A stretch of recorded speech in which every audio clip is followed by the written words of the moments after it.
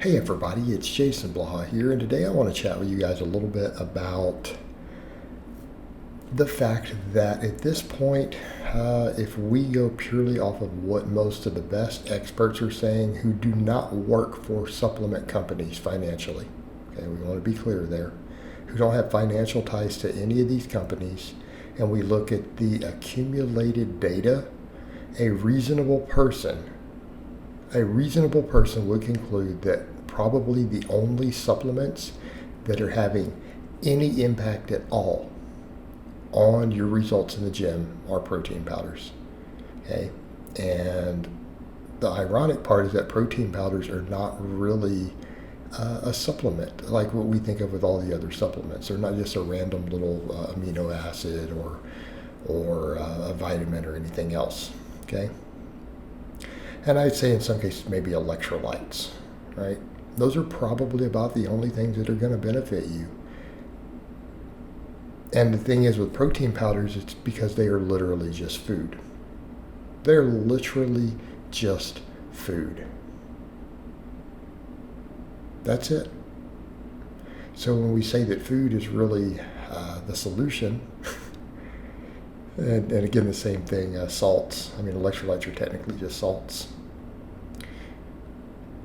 We're just saying food and salts are the only things you're gonna get benefits from, right? Because protein powders aren't special, and everyone who says that with protein powders admits, look, they're just foods. That's why.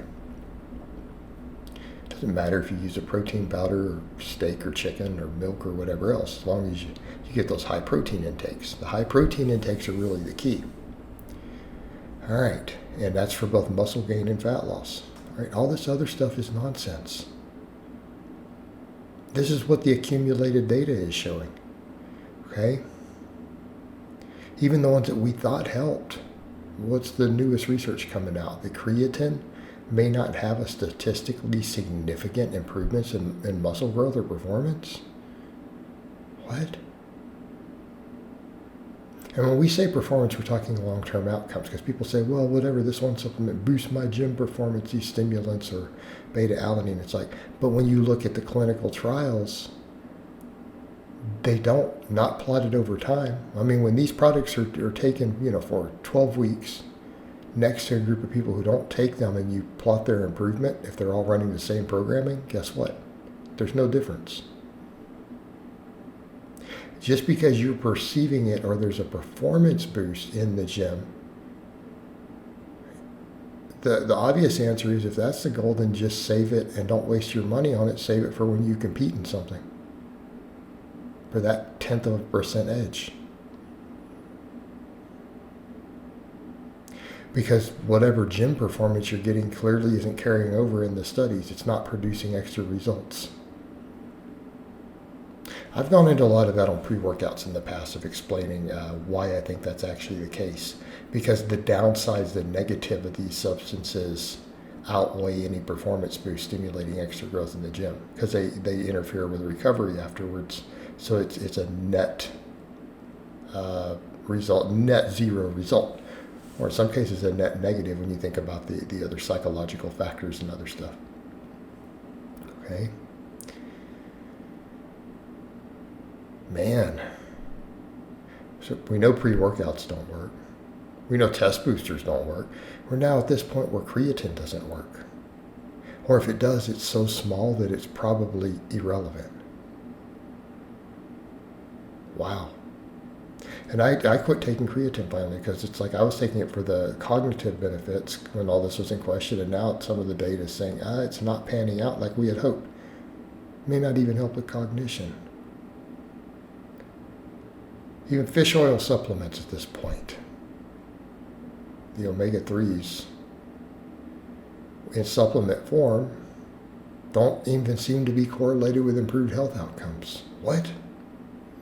Yeah. In whole foods they do. But what the best experts are saying, they're like eating walnuts, even with an ALA that isn't being converted to EPA and DHA, they're like, it seems to be better for your health than taking a fish oil supplement.